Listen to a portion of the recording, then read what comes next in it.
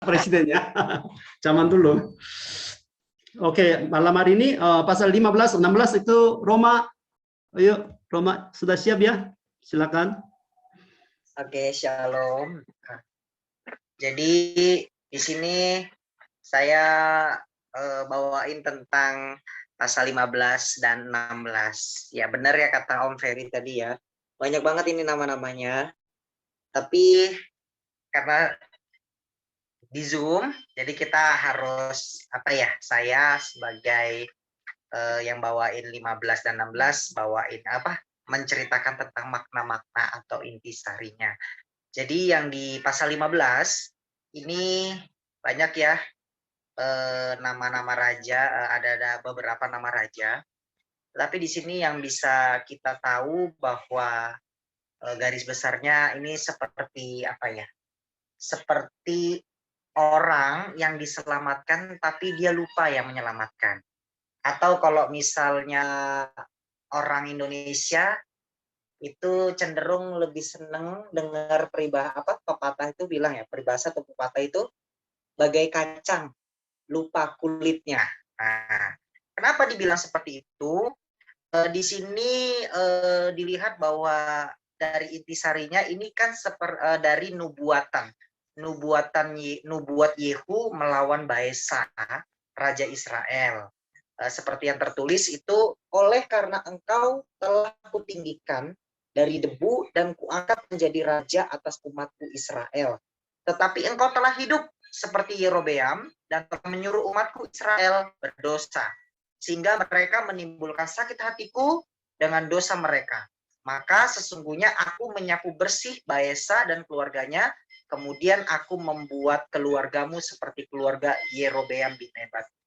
Jadi di sini bisa bercerita bahwa semua yang menguasai Israel atau semua yang dipercayai untuk bernubuat Israel atau semua setiap pribadi yang dipilih oleh Tuhan Allah menjadi penguasa atau raja memimpin umat Israel, contohnya kayak Baesa ini atau raja-raja yang lain dipakai alat sebetulnya untuk pekerjaan Tuhan, pekerjaan Allah kita untuk membuat umatnya Israel itu semakin dekat sebetulnya sama Tuhan, sama Allah kita gitu. Tetapi ternyata dari setiap kisah raja-raja itu semua awal-awalnya ketika diangkat, dipilih, mereka mengatakan ini aku Tuhan, aku siap engkau pakai. Tetapi pada setiap perjalanannya, bahkan akhir perjalanannya, semua raja atau penguasa yang memimpin bangsa Israel, seperti tadi dibilang, bagai kacang lupa kulit. Jadi raja-raja Israel ini di pasal 15 ini bukannya cenderung membawa umat Israel itu semakin dekat dengan Tuhan Allah, malah kebalikannya. Malah mereka itu kebanyakan melanjutkan dosa-dosa yang di atasnya turun ke bawah. Akhirnya mereka meneruskan dosa-dosa yang dilakukan oleh seluruh umat Israel, kebiasaan yang tidak bagus, melakukan kejahatan. Dan raja-rajanya ini juga sebagai pribadi yang tidak taat juga sama Tuhan. Seperti kehidupan Baesa ini kan sejatinya kan dipilih Allah ya, Tuhan sebagai alat untuk menggenapi nubuat Ahia kepada Yerobeam. Nah, terus kehidupan Baesa bin Ahia ini juga dari suku Isakar ternyata tak berbeda, malah dia ini nggak jauh beda sama kehidupan sebelumnya Yerobeam. Dan Baesa ini juga keberadaannya sebagai raja itu sebetulnya kan atas perkenanan Allah. Tetapi malah kebalikannya, dia kayak lupa bahwa dia itu menjadi raja itu atas perkenanan Allah. Jadi dia itu setelah diangkat menjadi raja, malah kelihatan bahwa seorang raja ini atau Baesa ini memperlihatkan diri dia itu mengangkat dirinya itu malah sejajar dengan posisi Tuhan. Nah, ini yang nggak bagusnya. Dia mensejajarkan diri dia itu setara dengan Tuhan. Bukan bukan dia memperlihatkan diri gitu. Dia harusnya kan memperlihatkan diri, oh aku ini alat Allah. Aku adalah pribadi yang dipilih Allah, yang dipakai Allah sesuai nubuatan Nabi untuk membawa umatnya Israel kembali kepada Allah, dekat kepada Allah. Tetapi di sini Allah malah menghukum. Allah malah menghukum dan dia tidak menjadikan hamba Allah lagi. Kalau di sini sih dilihat dari ceritanya kayak kita mengatakan bahwa kok Allah menghukum ya? Kok itu kan Raja Israel itu seperti raja-raja terdahulu itu kan dipilih, diperkenankan Tuhan, diurapi. Kok bisa dihukum? Nah, itu pertanyaannya. Dan banyak kayak teman-teman itu mengatakan, Bang kok dihukum ya? Kejam nggak itu Bang Allah itu? Katanya kayak gitu. Kenapa harus Allah yang menghukum gitu kan? Jadi kayak contohnya nih, di dalam perusahaan itu kan ada komisaris. Nah, komisaris ini kan pastinya komisaris ini kan titelnya ya, pangkatnya itu di atas direktur. Nah, ketika komisaris ini mengangkat seorang direktur eksekutif atau seorang direktur, dia itu pasti direktur ini kan gajinya dikasih yang lebih tinggi daripada pekerja-pekerja yang lainnya.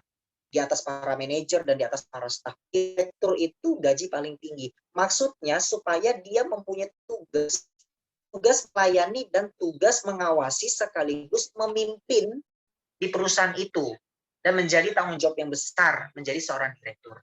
Tetapi bukan hal yang kejam bagi seorang komisaris untuk memecat seorang direktur kalau dia lalai dalam tugasnya.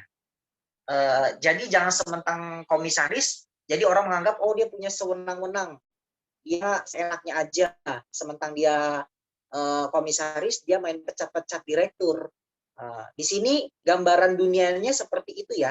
Di sini Allah itu menghukum raja Israel yang membuat dosa di Israel itu semakin bertumbuh pesat. Jadi menghukum mereka itu adalah bukan hal-hal sewenang-wenang yang dibuat Allah gitu loh. Tetapi melalui hukuman yang dijatuhkan untuk raja-raja Israel ini, itu untuk menyadarkan bahwa Allah itu juga maha kasih ya. Maksudnya Allah yang tidak pandang bulu. Meskipun raja ini adalah seorang yang dipilih Tuhan, tetapi ketika dia tidak menjadi teladan bagi umatnya, malah membawa umatnya menjadi makin berdosa ya. Terus dosanya juga makin dari dahulu-dahulu sampai Baesa ini malah nggak jadi benar dan tidak menjadi teladan, tidak jadi panutan. Seorang raja yang harusnya menggambarkan diri menjadi panutan, menjadi teladan, dia tidak seperti itu.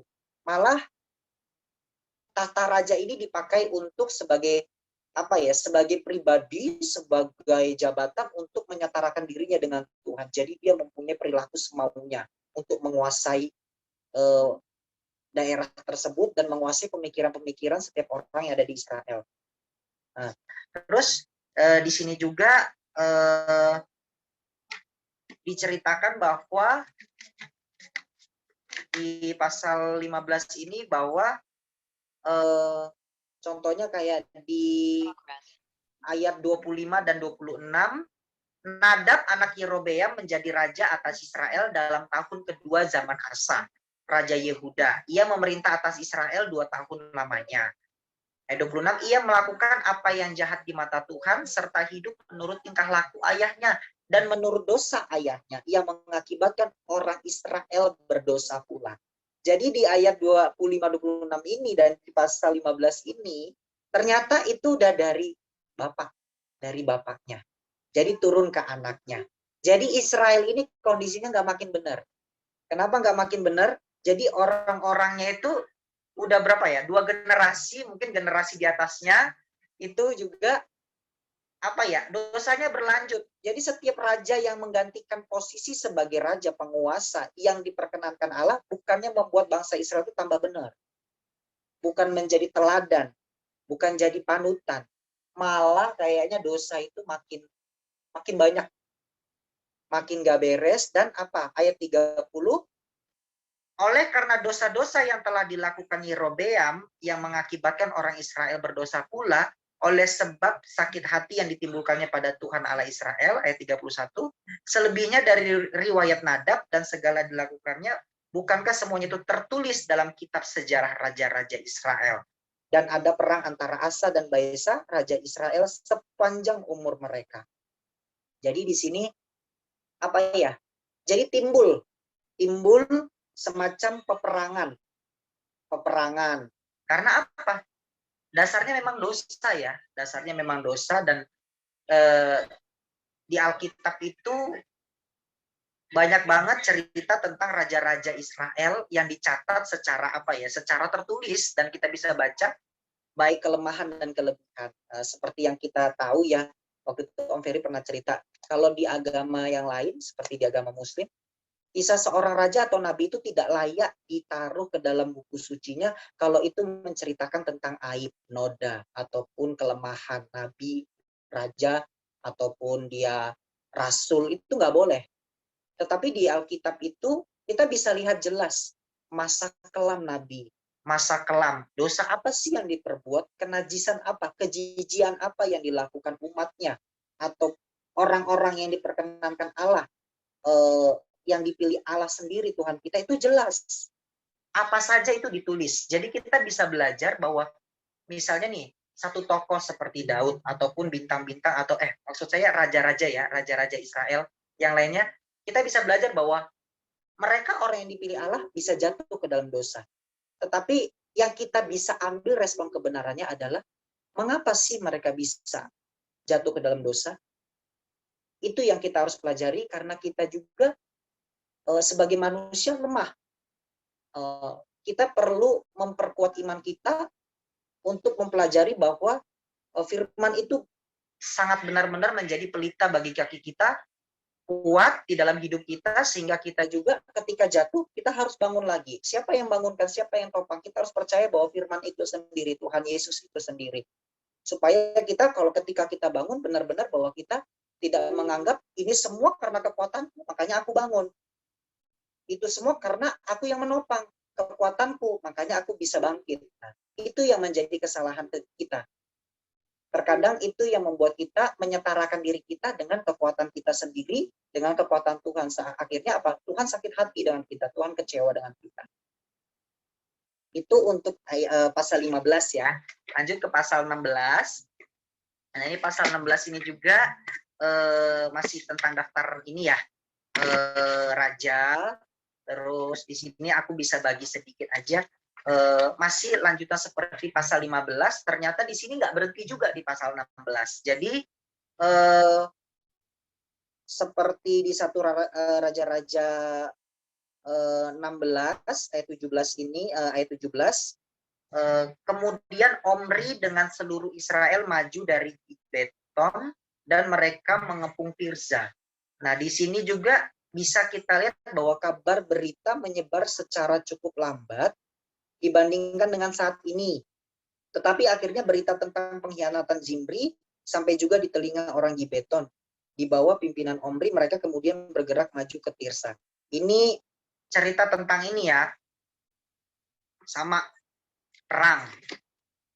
Terus di sini juga bercerita tentang pengepungan ya, terus tentang membakar istana, terus apalagi ya, merampas jarahan, tanah segala macam, itu semua diambil, dicaplok kayak gitu. Kenapa sih kita harus mendengar cerita seperti ini di dalam pasal 16 ini, di dalam firman Tuhan ini? Ya, apa ya? Karena umat Israel di sini udah nggak bisa lagi melihat sosok teladan dan panutan mereka. Semua raja-raja mereka itu, raja-raja Israel itu kayak tidak memberikan teladan dan panutan yang baik. Oleh karena itu, seperti di satu Raja-Raja 16 ayat 19, oleh karena dosa-dosa yang telah dilakukannya dengan melakukan apa yang jahat di mata Tuhan. Jadi di pasal 16 ini lanjutan dari pasal 15 ke pasal 16 ini terlihat terutama di ini ya, 1 Raja-Raja 16 dari ayat 8 tentunya sampai ke 28, dilihat bahwa dosanya itu malah beranak pinak. Beranak pinak itu maksudnya ya nggak selesai-selesai ya. Kayaknya nggak ada buah pertobatan yang dilakukan raja-raja seterusnya gitu loh. Nah, jadi dosa beranak pinak ini menjadi sejarah noda, sejarah yang menodai ya, yang menodai kerajaan Israel itu sendiri. Karena isinya itu tentang kekejian, terus pembunuhan, apalagi pemberontakan dari dinasti ke dinasti. Ya, dari dinasti raja ini turun lagi ke anaknya, dinasti raja ini turun lagi ke dinasti raja ini. Isinya itu tentang penodaan kerajaan Israel sendiri. Isinya itu tentang kekejian, pembunuhan, apalagi pemberontakan. Pokoknya itu terus. Itu sampai berapa generasi gitu ya, berapa generasi bergantinya raja. Kayaknya itu aku baca pasal 16 ini kok, ya ampun, sampai ayat terakhir itu kok malah makin nanjak-nanjak ya, beranak pinak, kayaknya cabang-cabang, waduh. Terus sampai di ayat terakhir juga ya, di ayat 15 sampai 34 itu, di ayat 15 sampai 34 itu, di situ malah makin kelihatan kejahatannya itu makin menjadi-jadi. Kejahatannya makin menjadi-jadi, walaupun apa ya, kejahatan atau dosanya itu seperti pengulangan ya, pengulangan yang khas dalam kerajaan Israel. Pengulangan yang khas itu misalnya nih, kayak saya contohnya, saya misalnya melakukan dosa misalnya mencuri, bertobat untuk tidak mencuri, tapi masih mencuri. Nanti bertobat lagi, ketika sudah dapat teguran, tapi masih mencuri. Terus bertobat lagi, mencuri lagi. Jadi, nah, di ayat 15 ini sampai 34, di pasal 16 ini, di situ maksud saya. Jadi kejahatannya itu semakin diperjelas ya, menjadi-jadi, tetapi kejahatan dan dosa noda yang dilakukan oleh Israel ini, bangsa Israel ini, cenderung dia stereotip, maksudnya itu pengulangan ya, seperti kekejian, pembunuhan, pemberontakan, apalagi penyangkalan, semuanya itu. Jadi hal itu yang bisa apa ya, membuat noda sendiri dalam riwayat kerajaan Israel dari sekian raja-raja yang saya baca. Jadi apa ya, aku cuma bisa kasih intisarinya di dalam hal pasal 15 dan 16 ini, bahwa ceritanya agak sedikit memilukan hati ya, memilukan hati karena fase di mana fase bangsa Israel berikut rajanya itu tidak menjadi teladan, menjadi panutan, bahkan setiap raja itu seperti bagai kacang lupa kulit, tidak tahu bahwa mereka yang diangkat, tetapi mereka sendiri yang membuat Allah itu kecewa. Dan sampai ayat pasal 16 itu dosanya pun tidak berhenti, malah beranak pinak. Itu aja sih Om Ferry dari ayat 15, pasal 15 dan 16 yang bisa Roma bagikan. Terima kasih, Shalom.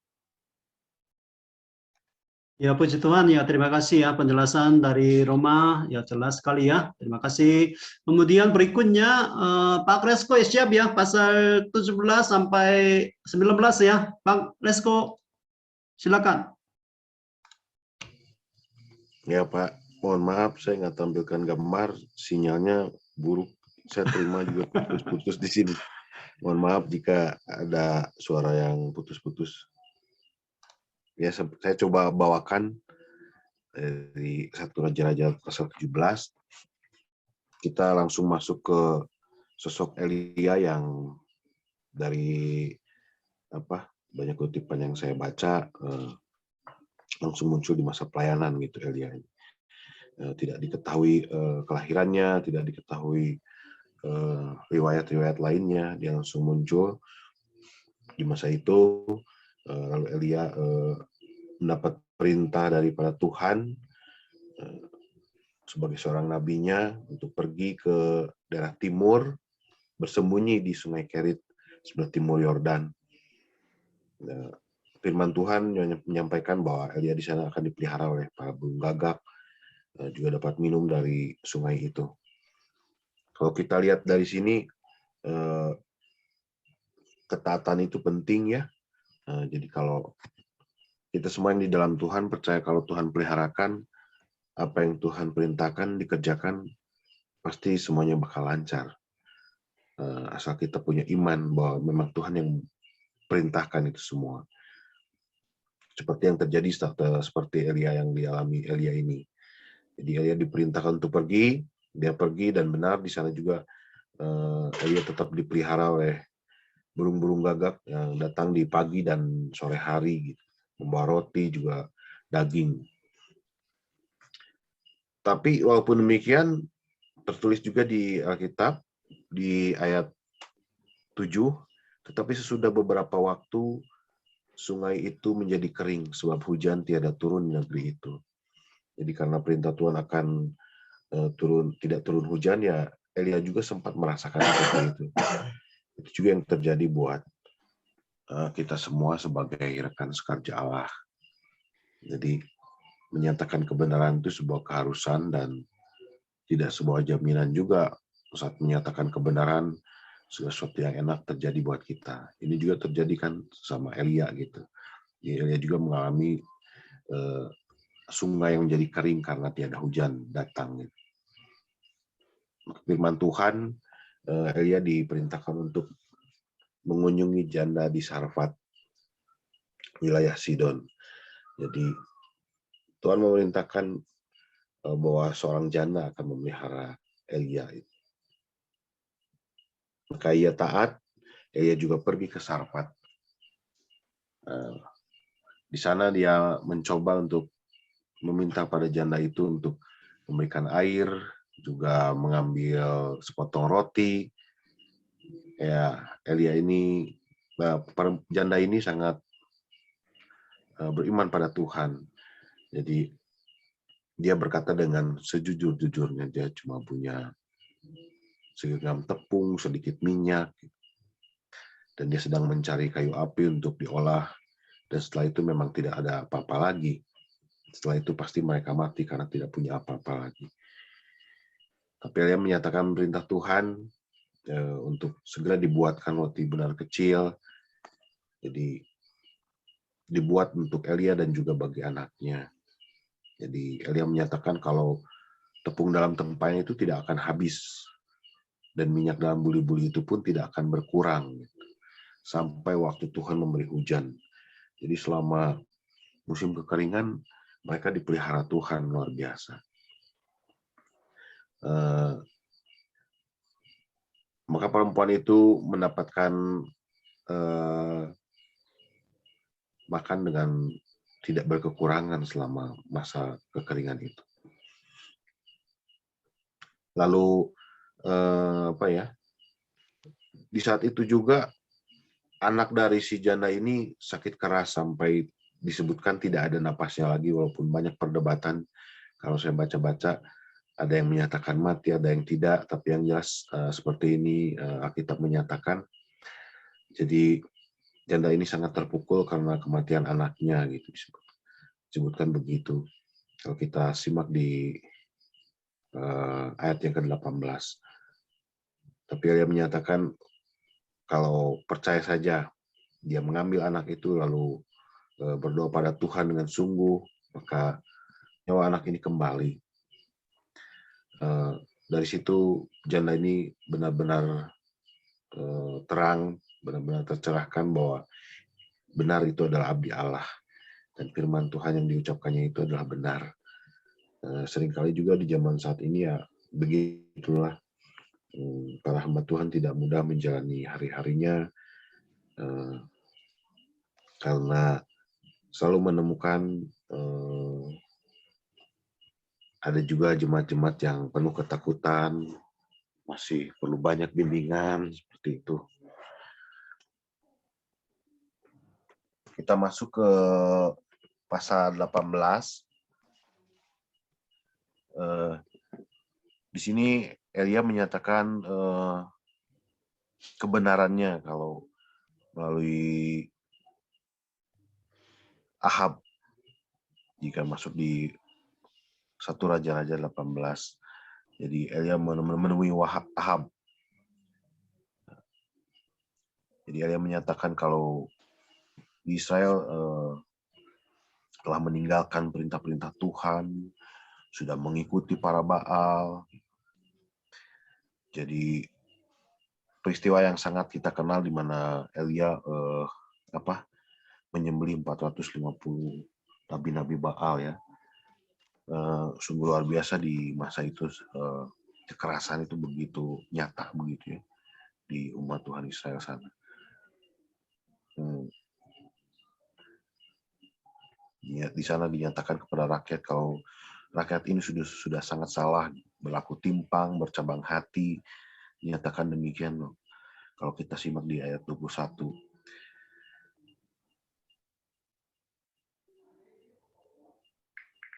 Di sini Elia menyatakan kalau untuk mengambil masing-masing lembu bagi yang percaya pada Baal dan juga percaya pada Allah sesungguhnya.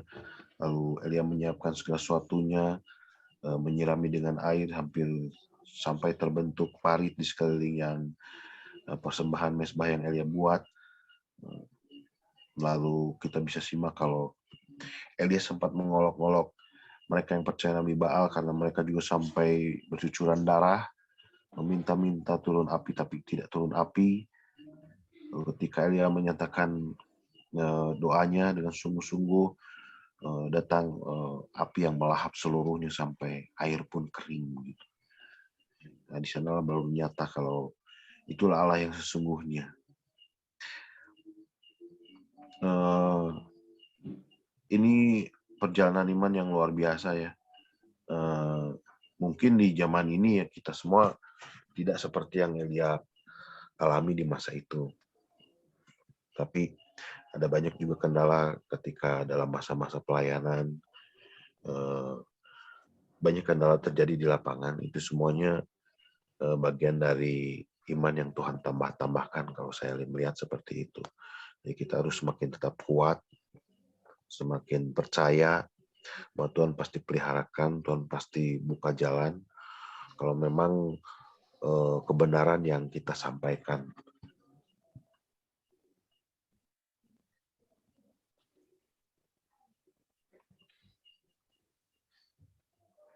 Ya, dari saya begitu Pak Ferry.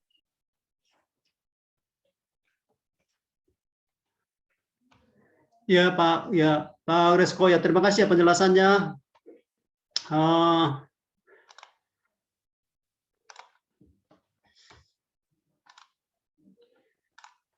Ya, terima kasih ya Bang Resko. Saya tambahkan sedikit ya.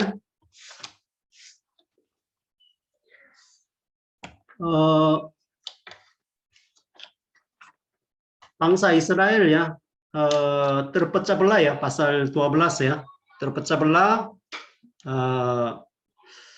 karena dosa ya, karena dosa. Kalau ada dosa biasanya itu terjadi perpecahan. Nah, kalau ada dosa, hati kita ya selalu bercabang, keluarga kita rusak, hubungan antara jemaat atau antara orang biasanya ya terpecah. Itu artinya di dalam ada dosanya. Sebuah bangsa juga sama, bangsa, suku, apa saja, itu terjadi. Jadi satu raja-raja, dua raja-raja itu menulis nama raja-raja ya, raja-raja Israel itu jumlahnya 20 raja. Kemudian Israel Utara 19 raja. Jadi waktu saudara-saudara membaca nama raja-raja atau mungkin kejahatan mereka itu, jangan menganggap bahwa mereka itu jahat. Ya seperti dosa orang lain. Itu bukan. Itu cara yang benar untuk menafsirkannya. Jadi Ahab itu siapa? Ahab itu saudara-saudara sendiri. Nadab itu yang menyembah berhala itu siapa? Itu saudara-saudara. Karena kita dipilih ya, oleh Allah sebagai raja. Anak Tuhan itu ya sebentar lagi akan menjadi raja kan. Jadi kita sebenarnya seperti Adam. Adam itu ya diangkat sebagai raja di Taman Eden. Jadi itu status kita ya sebagai raja. Jadi cerita kejahatan Raja Israel Selatan dan Israel Utara itu bukan cerita orang lain atau mungkin cerita sejarah Israel saja, tapi itu cerita tentang kehidupan kita sendiri. Ahab itu siapa? Itu diri kita sendiri. Nadab itu juga sama. Jadi Rehoboam itu siapa? Itu ya Pak Peri sendiri. Jadi itu tafsiran yang benar ya, tafsiran yang benar. Jadi maksudnya di sini ya Israel Selatan dan Israel Utara, ya selatan 20 raja, memang di antara 20 raja itu ada yang baik juga ya sebagiannya. Raja Asa, Raja Yosafat, ada beberapa yang Hizkia, Yosia, tapi beberapa raja yang betul-betul ya berusaha keras untuk memperbaiki kejahatan Israel. Tapi ya semuanya itu maksudnya semua raja itu ya gagal memegang perintah Tuhan. Itu ya kesimpulannya. Jadi pasal 15 itu tapi ada bedanya antara raja Israel Selatan dan raja Israel Utara. Misalnya pasal 15 ayat 1 ya, ayat 1. Dalam tahun ke-18 zaman Raja Yerobeam bin Nebat menjadi rajalah Abiam atas Yehuda. Jadi daerah Yehuda ya, Yehuda itu Israel Selatan ya, artinya itu Raja Abiam. Tapi nama ibunya ialah Maaka, anak Abisalom. Nama ibu itu sering ditulis untuk Raja Israel Selatan. Jadi Raja Israel Selatan kemudian selalu ada nama ibunya. Mengapa ada ibunya? Karena iman raja itu terpengaruh oleh ibu maksudnya di sini. Jadi Maaka itu anak Abisalom. Jadi di sini Abisalom itu Absalomnya itu sama dengan Absalom. Maka Maaka itu cucu dari Absalom. Jadi mungkin sedikit jahat ya, bukan sampai orang Moab ya. Abiam hidup dalam segala dosa yang telah dilakukan ayahnya sebelumnya, dan ia tidak dengan sepenuh hati berpadu kepada Tuhan Allah Tuhan Allahnya seperti Daud moyangnya. Jadi selalu contohnya Daud. Daud ya. Daud mengapa selalu dibanding dengan Daud? Bukan artinya Daud itu raja sempurna, tidak. Jadi melalui satu raja ini ya, itu penulisnya bermaksud untuk orang Israel Selatan dan Utara yang menyembah berhala itu sehingga mereka dibuang ke Babel. Sekarang mereka duduk di Babel di luar negeri sambil menangis ya. Mengapa mereka gagal? Mengapa dilempar ke luar negeri? Jadi waktu itu mereka membaca kitab ini, jadi tidak dengan sepenuh hati. Jadi tidak seperti Daud. Daud itu berbuat dosa juga. Tetapi Daud itu artinya dia bertobat. Itu Tuhan mau. Kita semua itu dia terpilih sebagai anak Tuhan. Kita berbuat dosa seperti Ahab dan Nadab dan mungkin Asa dan melakukan segala kejahatannya, menyembah berhala juga. Tetapi Tuhan mau kita bertobat setiap hari. Itu maksudnya ya, maksudnya. Ayat 4, tetapi oleh karena Daud, maka Daud Tuhan Allahnya memberikan keturunan kepadanya di Yerusalem dengan mengangkat anaknya menggantikan dia dan dengan membiarkan Yerusalem berdiri. Jadi antara Raja Israel Utara dan Raja Israel Selatan itu bedanya. Mereka dua-duanya berbuat jahat, tetapi kerajaan itu tidak terputus. Itu bedanya. Yehuda itu kerajaannya semua keturunan anak Daud. Satu kerajaan artinya. Tetapi kerajaan Israel Utara itu kerajaannya terputus-putus. Itu Yerobeam. Itu anak, kemudian Nadab, kemudian itu Baesa. Itu Yerobeam, Nahab, kemudian putus. Kemudian Baesa itu anak buahnya yang membunuh. Baesa, kemudian nanti Ella, kemudian Jimli saling membunuh, dibunuh oleh anak buahnya sendiri. Kemudian nanti Omri, itu Ahab, Ahasya. Itu artinya kerajaan itu putus-putus. Itu bedanya dengan Korea, itu Israel Selatan ya. Karena mengapa kerajaan Israel Selatannya, Yehuda itu tidak terputus. Hanya satu kerajaan. Beda dengan kerajaan Israel Utara. Karena ini semua berkaitan dengan janji Tuhan kepada Daud. Sehingga tidak boleh terputus keturunan Daud ini. Tapi nanti kalau dua raja-raja ya, mungkin hampir mau terputus, mau dibunuh. Raja Yoas itu mau dibunuh. Tetapi ya diselamatkan, disembunyikan di dalam bait suci selama 6 tahun. Sehingga ya masih tidak terputus itu. Seperti lampu ya, lampu. Badai banyak, tetapi tidak dipadamkan. Jadi itu bedanya. Kemudian pasal 16 ya, 16 ayat 1. Kemudian datanglah firman Tuhan kepada Yehu bin Hanani melawan Baesa bunyinya. Jadi sering muncul nabi ya. Nabi dan di satu raja-raja biasanya ada kata nabi dan juga abdi Allah, itu beda. Artinya sebenarnya sama, nabi dan abdi Allah. Tetapi di sini biasanya abdi Allah, biasanya waktu menyebut Elia ya, Elia itu biasanya disebut abdi Allah, bukan nabi. Biar dibedakan antara nabi yaitu nabi palsu dan nabi yang sejati. Nabi yang sejati itu artinya abdi Allah. Itu ciri khas ya kitab satu raja-raja ini.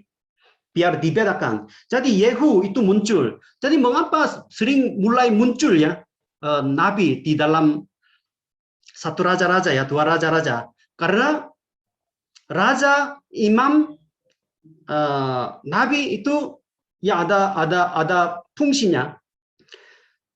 Imam itu di dalam bait suci, tapi di dalam bait suci itu semua ibadah itu tidak berjalan benar ya. Raja menyembah berhala, sehingga Tuhan mengutus nabi untuk memperbaiki kelakuan mereka melalui penyampaian seorang nabi, abdi Allah itu. Jadi itu artinya apa? Tuhan rindu umatnya bertobat melalui pelayanan nabi, abdi Allah yang setia itu. Sehingga Yehu dan Elia dan nanti Elisa ya. Kisah tentang Elia itu pasal 17 sampai 19, 3 pasal. Mengapa begitu panjang ya kisah Elia itu? Mengapa begitu panjang? Ya karena Tuhan mau bangsa Israel bertobat. Jadi di dalam pelayanan Nabi itu ada kasih yang begitu besar ya dari Tuhan Allah Israel itu. Jadi itu maksudnya bukan hanya menjatuhkan hukum, mungkin memusnahkan dua bangsa itu bukan tujuannya. Jadi ya kelihatannya seperti hukuman dari Tuhan, tapi di dalamnya ada kasih yang begitu besar dari Tuhan. Kemudian pasal 16 ayat 29-nya itu Ahab. Ahab itu raja ke-7 ya, raja ke-7. Itu Ahab itu mungkin sampai sekarang banyak raja-raja sampai ke-7. Ahab itu paling jahat. bedanya kejahatan Ahab dan raja-raja sebelumnya itu bedanya. Raja-raja sebelumnya ya, Yerobeam sampai Omri itu biasanya ya menyembah Allah di bait suci Salomo, tapi membangun banyak berhala di bukit-bukit. Artinya agama itu iman mereka tercampur, berkompromi. Datang ke gereja, tetapi yang mengikut cara duniawi. Percaya Yesus Kristus, tapi sekaligus ya percaya pada dirinya dan kekuatannya sendiri. Itu terjadi. Tapi Raja Ahab itu lebih jahat. Ayat pasal 16 ya, ayat 30. Ahab bin Omri melakukan apa yang jahat di mata Tuhan. Jahat itu jelas ya di mata Tuhan, bukan di mata manusia ya. Mata manusia kurang jelas, tapi di mata Tuhan kejahatan itu jelas ya, dinyatakan. Di mata Tuhan lebih daripada semua orang yang mendahulunya. Jadi raja ketujuh, Raja Ahab itu paling jahat. Mengapa jahat? Dia menikah dengan Isabel, anak Baal. Baal itu mesbah untuk Baal. Raja orang Sidon. Jadi dia menikah dengan Isabel ya, Isabel. Itu mertuanya raja orang Sidon, negara kafir yang menyembah Baal. Kemudian ayat 33, sesudah itu Ahab membuat patung Asera. Dia membuat Baal, di kuil Baal juga, kemudian patung Asera. Jadi itu saya sudah berkali-kali menjelaskannya. Baal itu raja langit ya, raja langit. Patung Asera itu ratu bumi. Jadi mereka bersetubuh sehingga ada hujannya. Jadi bangsa Israel belum pernah menyembah Baal dan Asera itu waktu tinggal di padang gurun. Karena di padang gurun mereka belum pernah menanam padi, hanya berkeliling. Tapi mereka sesudah masuk ke tanah Kanaan, mereka mulai menanam padi. Sehingga butuh hujan. Jadi untuk menurunkan hujan, mereka menyembah Baal dan Asera itu. Jadi melalui penyembahan kepada Baal dan Asera, itu caranya apa? Caranya ya bersetubuh dengan pelacur bakti di kuil mereka. Jadi persetubuhan terjadi di tempat masing-masing untuk mendapat hujan itu. Sehingga pada zaman Elia tidak ada hujan. Itu artinya Allah yang betul-betul menurunkan hujan itu marah. Tidak menurunkan hujan selama 3,5 tahun pada zaman Elia. Jadi ini terjadi agama campur, dan juga lebih jahat itu Raja Ahab itu mau membunuh orang setia. Itu mau menghancurkan orang yang benar. Seperti Nabot. Jadi dulu raja-raja sebelumnya menyembah dua-duanya. Pegang dua agamanya. Tetapi Rahab ini mau menghancurkan orang yang menyembah Tuhan. Itu beda. Maka lebih jahat. Kemudian pasal 17 itu Elia di tepi sungai Kerit ya, sungai Kerit. Jadi Elia itu juga diutus. Kemudian Elia itu artinya apa? Nama arti Elia itu tertulis ya, pasal 18 ayat 39. Pasal 18 ayat 39 itu nama arti Nabi Elia itu ya. Ketika seluruh rakyat melihat kejadian itu, sujudlah mereka. Elia melawan 450 ya Nabi Baal, kemudian dengan doa Elia, api Tuhan turun dari langit menghabiskannya, membakar korban bakaran itu. Ketika seluruh rakyat melihat kejadian itu, sujudlah mereka serta berkata, Tuhan dialah Allah. Itu arti nama Elia. Tuhan dialah Allah. Jadi melalui pelayanan atau mujizat ya di Gunung Karmel, Elia mau menyatakan siapa yang Allah yang hidup, Allah yang betul-betul berkuasa. Itu bukan Baal, itu Allah, Tuhan, Allah Israel. Jadi mengapa orang menyembah berhala ya? Mengapa menyembah berhala?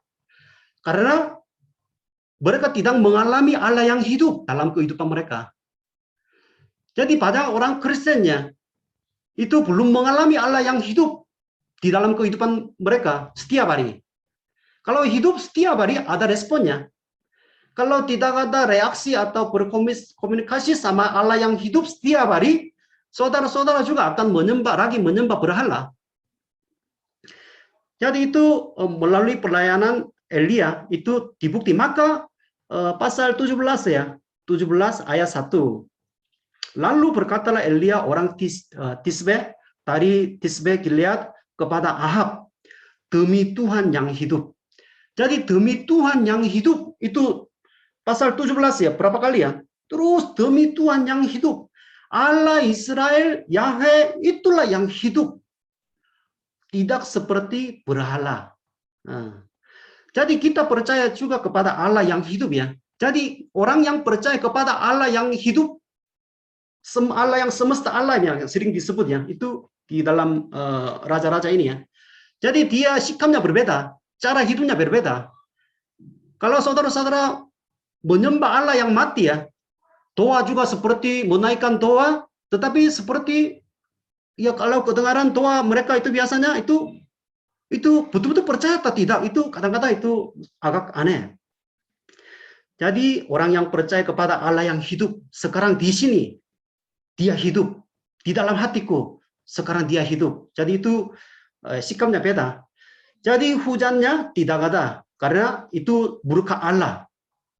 Kemudian di sungai Kerit itu burung-burung gagak itu membawa makanan. Burung-burung gagak itu artinya burung yang najis. Kalau membaca Imamah pasal 11 ya, ada di ayat 15 ya. Burung gagak itu burung yang najis. Di udara itu yang najis. Tetapi mengapa burung-burung gagak itu membawa makanan? Burung-burung yang najis pun taat firman Tuhan. Itu maksudnya. Kemudian mengapa Elia tiba-tiba ke Sidon? Sidon itu kan negara kafir, bangsa kafir. Memang dia melarikan diri karena diancam ya, dibunuh oleh Lahab. Tapi Tuhan menyuruh bersiaplah pergi ke Sarfat yang termasuk wilayah Sidon. Itu negara kafir. Sebenarnya untuk orang Israel tidak layak menginjak tanah yang najis itu. Tapi Tuhan menyuruh Elia ke Sidon. Tapi di Sidon apa yang terjadi? Di Sidon janda Sarfat dia taat. Kemudian mempersiapkan makanannya kepada seorang Nabi Elia itu. Ini tidak terjadi di Israel, tanah Israel sendiri. Maka Yesus Kristus ya, Lukas 4 ayat 25 ya, di bawah ada ayat referensi ya. Pasal 17 di sini ya.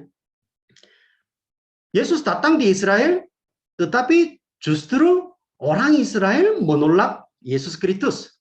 Jadi maka Yesus Kristus mengambil ayat dari sini ya, contoh dari janda di Sarfat ya.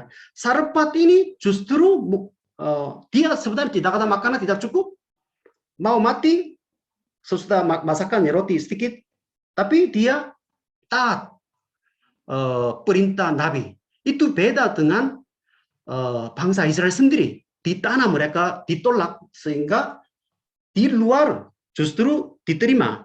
Itu maksudnya. Tapi anaknya tiba-tiba jatuh sakit.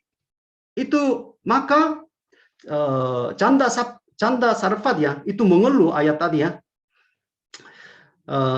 Tadi Pak Resko ya sudah jelaskan ayat 18 ya.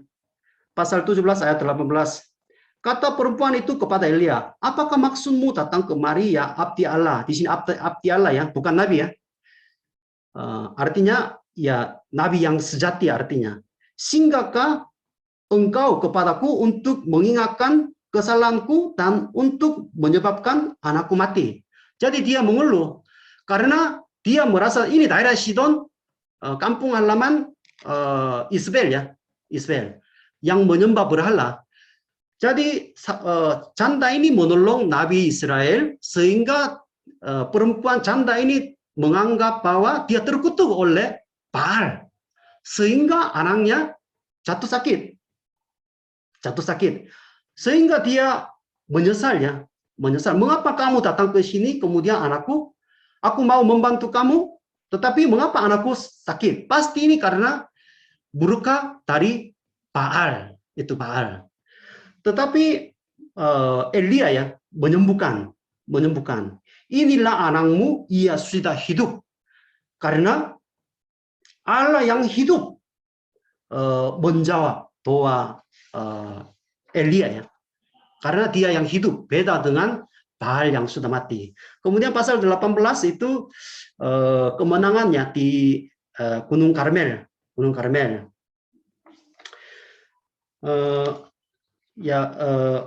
Nabi-nabi Baal itu mereka menari, kemudian mereka menyembah sampai petang hari, tapi tidak dijawab. Tapi Elia itu justru pakai air, kemudian membasah semua kayunya, mesbahnya semua membasah.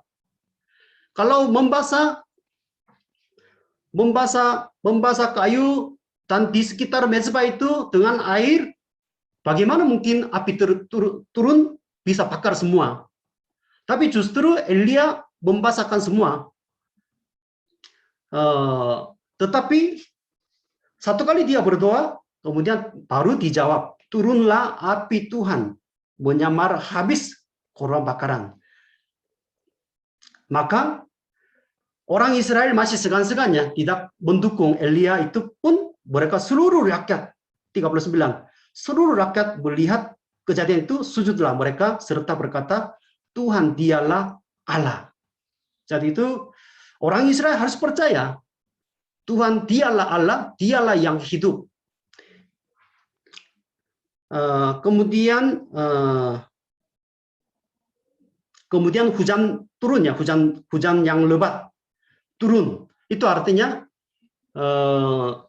sesudah menjatuhkan hukumnya kepada para nabi Baal, kemudian Tuhan mengampuni semua dosa mereka.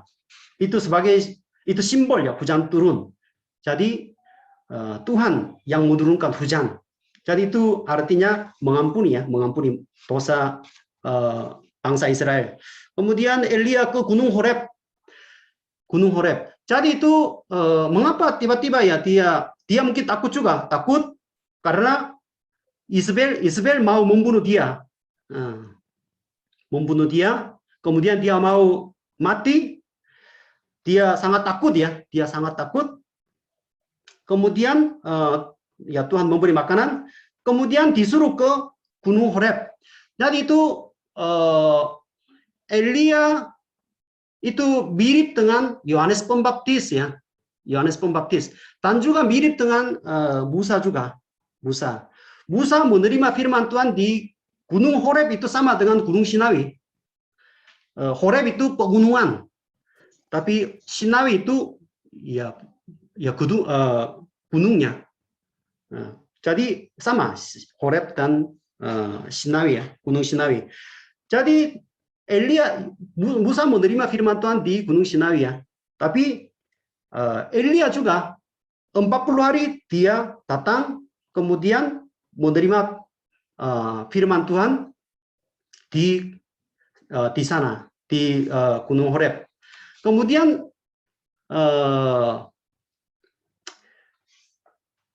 nanti ya di Matius pasal 17 juga ya, Yesus dan Musa dan Elia berbicara bersama-sama.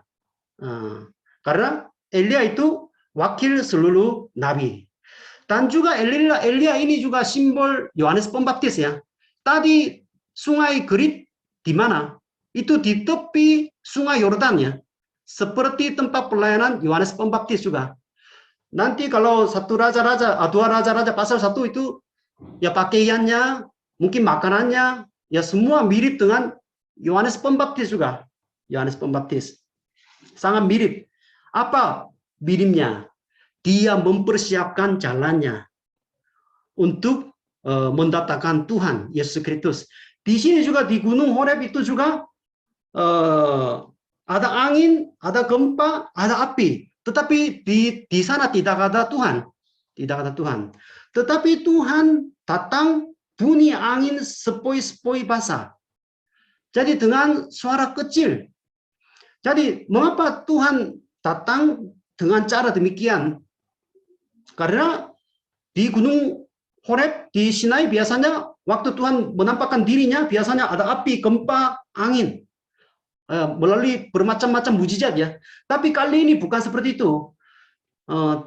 Dia datang dengan bunyi angin sepoi-sepoi basah.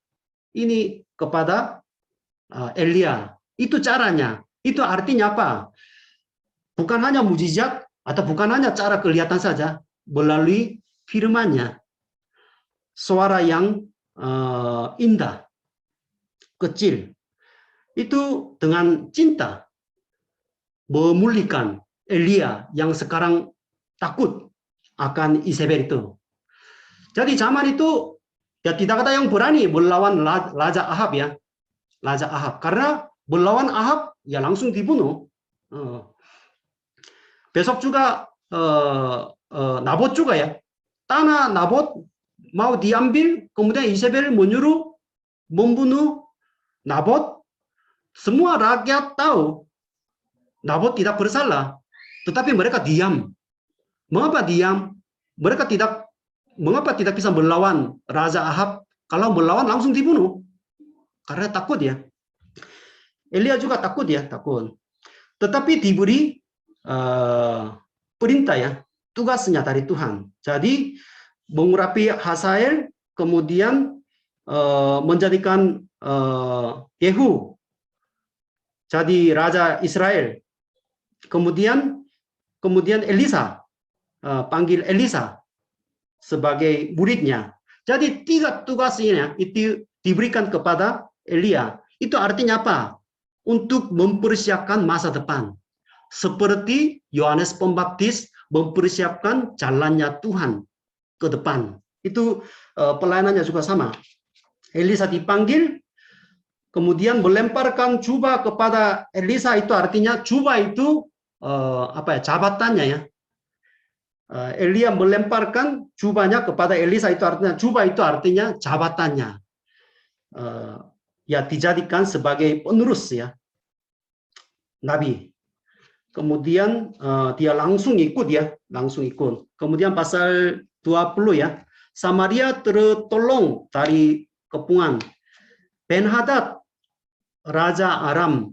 Ben-Hadad itu sering muncul namanya. Ben-Hadad itu sama dengan Firaun. Itu bukan nama seseorang ya, seorang raja. Bukan, itu Ben itu anak. Hadad itu matahari ya, anak matahari. Sama dengan Firaun di Mesir ya. Ben-Hadad itu panggilan Raja Aram. Raja Aram. Aram itu ya kerajaan Aram itu sebelum Asyur ya, sebelum Asyur mereka berkembang daerah utara. Jadi Ben-Hadad itu mau menghancurkan, tetapi pasal 20 ya, artinya melalui 2 kali peperangannya bangsa Israel mengalami kemenangan. Jumlah mereka sedikit ya, jumlah mereka sedikit, hanya pemuda, orang-orang muda 232 ya.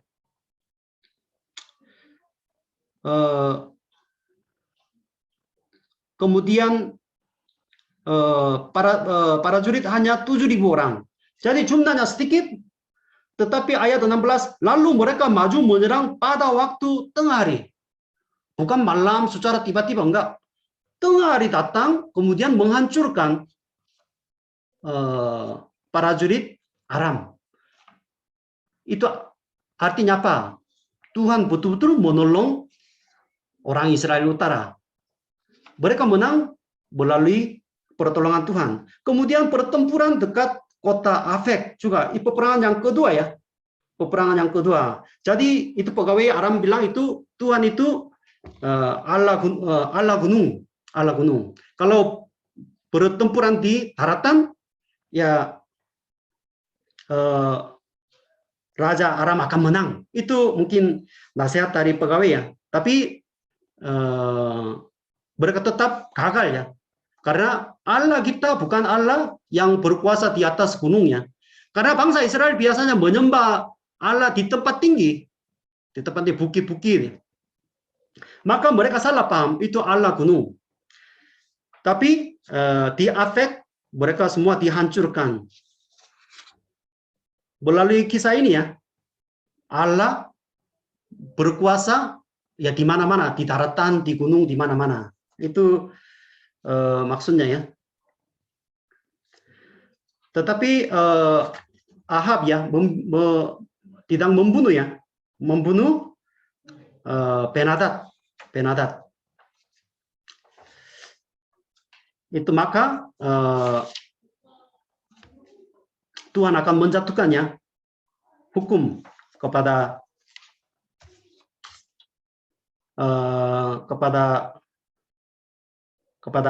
Ahab ya, kepada Ahab. Itu saja ya. Pasal 21. Nabot ini juga Ahab ini ya mau mengambil ya tanah yang dimiliki oleh Nabot ya. Mau membuat di samping istana ayat 1 ya. Di Israel di samping istana Ahab. Istana di sini artinya bukan ibu kota. Ibu kota itu Samaria. Israel di samping istana Ahab di sini artinya seperti villa ya. Villa untuk raja, untuk libur. Karena ibu kota sekarang Samaria. Tapi di sini Israel artinya di sini ada istana artinya ya semacam villa, istirahat, tempat istirahat untuk raja. Tapi dia mau mengambil kebun anggur dari Nabot ya, Nabot untuk membuat kebun sayur. Kebun sayur. Itu artinya memanfaatkan tanah orang lain, tanah yang dimiliki oleh Nabot ya untuk dirinya sendiri. Untuk memuaskan dirinya sendiri. Kebun sayur agak lucu ya. Bukan untuk membangun mungkin istana atau mungkin memerlukan untuk bangsa, tidak. Kebun sayur. Untuk mengambil kebun sayur itu dia mau mengambil bilik pusaka di sini, bilik pusaka. Tanah itu bukan soal hak atau harta benda pribadi saja zaman dulu ya. Itu tanah itu artinya bilik pusaka. Menurut imamat ya, imamat pasal 25 ya, tidak boleh jual beli tanah karena tanah ini diberi oleh Tuhan kepada setiap suku ya. Maka ini turun temurunnya harus diwariskan kepada anak-anak mereka. Tetapi Ahab sudah tahu, tetapi mau mengambil tanah Nabot, kemudian Isbel ya, itu jahat. Isbel itu ya istri itu jahat ya, jahat. Terpengaruh dari istri yang berasal dari Sidon ya, Sidon yang menyembah Baal. Jadi itu istri itu pentingnya. Kemudian dibunuh, tetapi di sini sedihnya tetangga-tetangga Nabot diam semua. Di sini tua-tua dan pemuka-pemuka yang menerima surat. Tua-tua dan pemuka-pemuka di sini artinya penghakim-penghakim ya, penghakim-penghakim, hakim ya, hakim. Mereka sudah tahu kebenarannya, tapi tidak berani melawan Rahab, sehingga ya dilempar batu. Itu keadaan bangsa Israel ya, Israel. Kemudian Elia ya menyatakan hukuman Tuhan ya, kamu juga akan mati ya. Di tempat anjing telah menjilat darah Nabot, di situ juga anjing akan menjilat darahmu.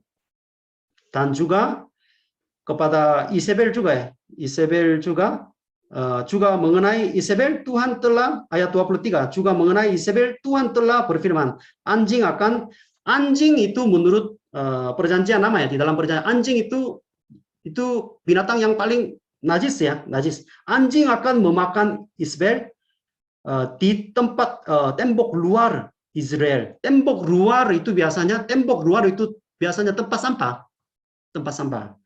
Di sana itu ya dimakan.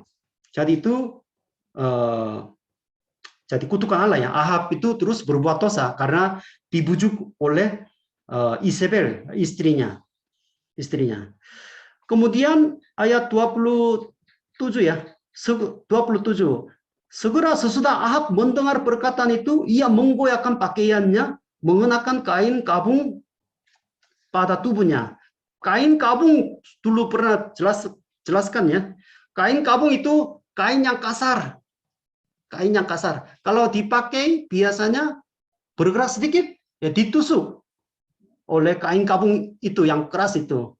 Sehingga biasanya kalau sedih, ya orang tuanya meninggal, atau berdosa biasanya pakai kain kabung biar terus terasa ditusuk, maka dia biar bertobat. Maka di sini ya sebagai tanda tobatan dia mengenakan kain kabung pada tubuhnya dan berpuasa, bahkan ia tidur dengan memakai kain kabung dan berjalan dengan langkah lamban. Lalu datanglah firman Tuhan kepada Elia orang Tisep itu, sudahkah kulihat bahwa Ahab merendahkan diri di hadapanku? Oleh karena ia telah merendahkan diri di hadapanku, maka aku akan mendatangkan malapetaka dalam zamannya. Barulah dalam zaman anaknya aku akan mendatangkan malapetaka atas keluarganya. Jadi Raja Ahab yang begitu jahat, dia bertobat sedikit, tapi Tuhan siap mengampuninya. Itu maksudnya ya. Jadi bangsa Israel sekarang dibuang ke Babel. Yang membaca bagian ayat ini ya, diminta bertobat seperti Raja Ahab. Raja Ahab yang begitu jahat pun dia bertobat sebentar, Tuhan siap mengampuninya. Tidak mendatangkan malapetaka pada zamannya, tapi sesudah itu, yaitu pada zaman anaknya. Jadi itu melalui ayat ini ya kita bisa belajar ya.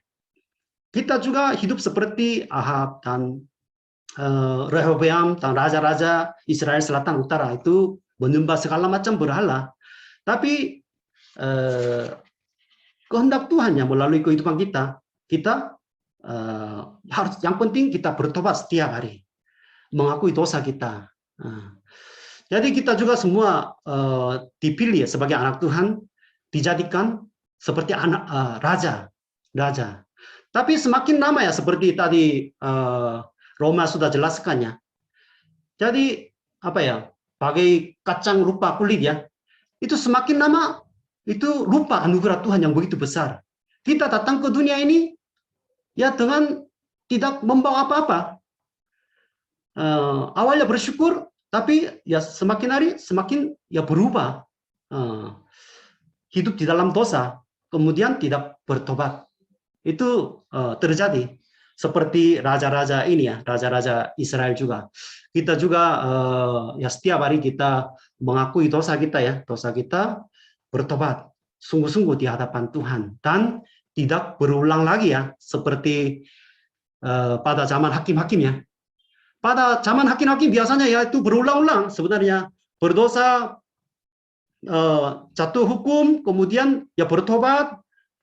Itu berulang-ulang, tapi zaman raja-raja ini semakin parah, tidak bertobat. Jadi kita selalu ingat anugerah Tuhan yang begitu besar ya. Kita tidak layak sebagai anak Tuhan, tapi Tuhan begitu yang mengasihi kita sehingga kita hidup ya di dalam anugerah Tuhan. Jangan lupa anugerah Tuhan. Kemudian jangan menyembah berhala ya. Jangan menyembah berhala. Bagaimana tahu berhala itu ada di dalam hidup kita? Coba ambil orang atau hal itu dari seseorang. Kalau begitu dia akan berteriak atau menangis. Itu berhala. Kalau Tuhan mengambil anak saya, aku berteriak kecewa sama Tuhan, sebenarnya itu jangan-jangan ya itu berhala dalam kehidupan Pak Ferry juga. Itu kalau diambil, dikembalikan kepada Tuhan, yang berteriak-teriak itu berhala.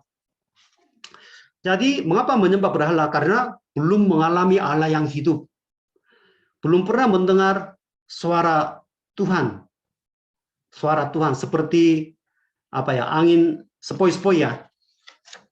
Sehingga kita menyembah berhala dan mengikuti salah satu agama. Dan juga kita di sini kita sering menemukan kalimat ya, menimbulkan sakit hati. Jadi melalui kehidupan kita, ya mungkin kita harus memperhatikannya, hati Tuhan seperti apa. Anak kecil tidak memperhatikan hati ayahnya, hati ibunya ya. Secara rohani juga sama. Saudara-saudara sudah bertumbuh di dalam Tuhan, sudah menjadi dewasa secara rohani, saudara-saudara akan memperhatikan hati Tuhan, hati Bapa kita seperti apa, menimbulkan sakit hati melalui perbuatan kita atau menyenangkan hatinya. Itu kita tahu ya, karena ya kita sudah menjadi dewasa. Jadi itu malam ini ya kita belajar bersama-sama. Itu saja. Ada pertanyaan? Ada enggak? Itu saja ya. Oke, tetap semangat ya, tetap semangat. Tahun ini hanya beberapa bulan ya, dan tetap semangat membaca firman Tuhan. Jangan pusing ya, jangan pusing. Yang penting kita mengerti ya garis besar, dan juga ya doakan bulan Desember ya, tanggal 45 ya, ada retreat RBF ya, retreat RBF di Lampung, bukan di Bandung. Itu saja ya, itu saja ya. Terima kasih banyak.